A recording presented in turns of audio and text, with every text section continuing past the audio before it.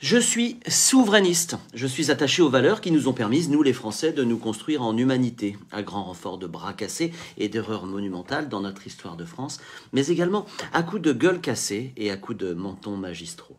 J'ai foi en l'homme debout, je lui pardonne ses fragilités, même si au fond de moi je m'agace tous les jours des inepties de notre temps que l'on nous convoque comme des évidences.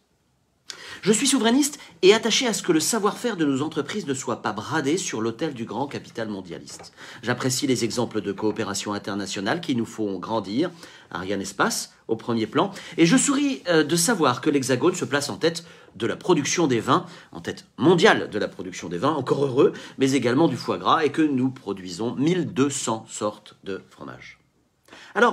Alors lorsque je vois nos agriculteurs manifester et qu'ils manquent de me faire rater mon train, si, décidément, les transports et moi, je me réjouis, je les comprends, je les soutiens, j'irai même bien chipper une ou deux merguez sur un rond-point pour les aider.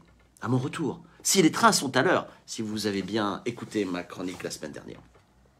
Depuis la Covid et 2020, le souverainisme redevient à la mode, caricaturé, stigmatisé par nos bien-pensants comme un repère conservateur d'extrémistes, ou inversement d'ailleurs, il se fait une place timide à la tête de l'État dont nos édiles, prêts à tout pour ne pas être brocardés, sont aussi pros à changer de parti qu'à soutenir aujourd'hui ce qu'ils dénigraient hier. Eh bien oui, les masques pour se protéger, l'électricité, plus loin dans le temps, le textile cher aux Mauges et au bocage vendéen. Les exemples sont si nombreux, 40, 50 ans, 60 ans d'arriérés sur fond de construction européenne au passage. Un homme, un Vendéen, avait compris cela au local dès le début des années 90.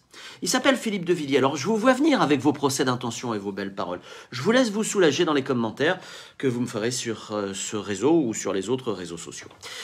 Qui revendiquait en premier une Europe fédérale, forte, faite de coopération fructueuse, basée sur nos savoir-faire et notre complémentarité. Pas le brassin égalitariste aujourd'hui érigé à coups de normes et de dossiers infernaux dont nos agriculteurs sont les grands perdants. Quel bâtisseur local faisait l'unité entre toutes les convictions en Vendée et construisait des voies rapides pour désenclaver le territoire sans se soucier des qu'en dira-t-on de ses voisins d'à côté ou du dessus ou du super au-dessus de l'État à l'Europe, précisant juste que les routes ne devaient pas déboucher sur des déserts spirituels. Alors oui, je suis souverainiste, mais orphelin, comme les agriculteurs, d'une politique qui part de l'homme pour rejoindre des convictions qui peuvent diverger du reste.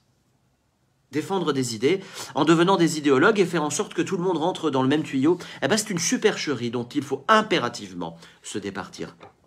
Alors ce matin, je me sens un peu paysan, un peu moins européen en tout cas de cette Europe-là, survendue en permanence par nos gouvernements de droite, de gauche comme d'ailleurs.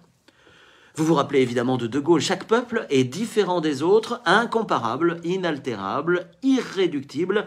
Si vous voulez que les nations s'unissent, ne cherchez pas à les intégrer comme on intègre des marrons dans une purée de marrons.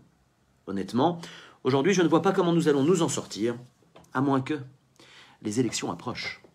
À la semaine prochaine.